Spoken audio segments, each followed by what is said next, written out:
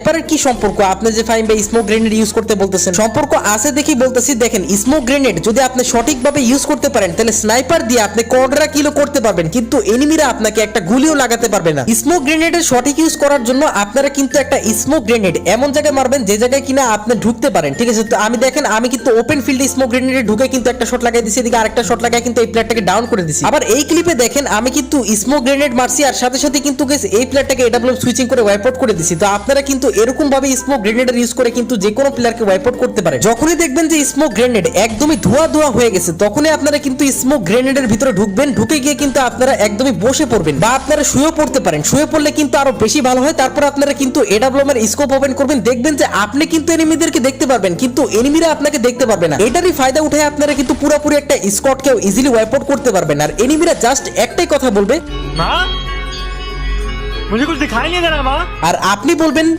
माँ मुझे सब दिखाई दे रहा है। Tips number 5, 0.01 second fast switching. মানে গেছে আপনারা 0.01 সেকেন্ডে কিন্তু ফাস্ট সুইচিং করতে পারবেন এই টিপসটা ফলো করার পর। এই ট্রিকটা শিখাবার আগে আমি আপনাদের বলতে চাই আমার হোয়াটসঅ্যাপ চ্যানেল সম্পর্কে। হোয়াটসঅ্যাপ চ্যানেলে কিন্তু এই চ্যানেলের সম্পর্কে আমি অনেক কথা বলি। এছাড়া গাইস হোয়াটসঅ্যাপ চ্যানেলে কিন্তু আমি আপনাদের সাথে টিম কোড দিয়ে গেম খেলি। 2 থেকে 3 দিন পরে কিন্তু হোয়াটসঅ্যাপ চ্যানেলে আমি টিম কোড দিব। তো আপনারা যারা যারা আমার সাথে খেলতে চান সবাই কিন্তু হোয়াটসঅ্যাপ চ্যানেলকে ফলো করে আসবেন। লিংক ডেসক্রিপশনে প্লাস পিন কমেন্টে পেয়ে যাবেন। দেখেন, ফাস্ট সুইচিং করার জন্য আপনার কাছে অবশ্যই কিন্তু এডব্লিউ এর একটা double rate of fire skin থাকা দরকার। যদি আপনার কাছে না থাকে double rate of fire skin, তাহলে কোনো সমস্যা নাই, কোনো প্যারা নেওয়ার দরকার নেই, আপনার কিন্তু এটা হবে। কিন্তু আপনার হ্যান্ড মানে হাত অনেক ফাস্ট চালাতে হবে। যেমন দেখেন, প্রথমত আপনার কিন্তু ফায়ার বাটন দিয়ে ফায়ার করতে হবে, তার সাথে সাথে কিন্তু আপনার নেক্সট গানটা চেঞ্জ করতে হবে। এটাই আপনার করতে হবে 1 মিলি সেকেন্ডে, মানে 0.01 সেকেন্ডে, ঠিক আছে? যেমন দেখেন, তাহলে কিন্তু আপনার এরকমই সুইচিং করে মারতে পারবেন আপনি যে কোনো এনিমিকে। সো এখন আমি আপনাদের বলি যে কিভাবে আপনারা স্কোপ ওপেন করে খুবই ফাস্ট সুইচিং করবেন। তার জন্য আপনারা সর্বপ্রথম স্কোপ ওপেন করবেন, তারপরে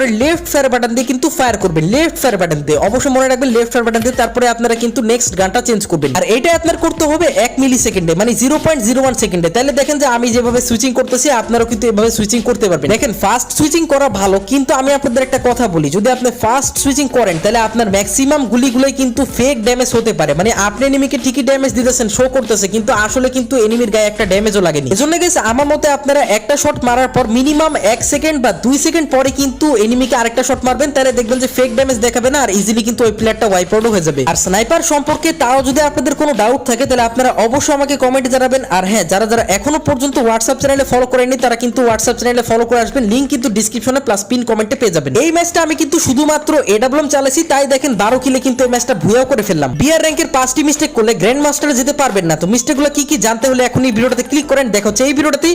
আল্লাহ হাফেজ।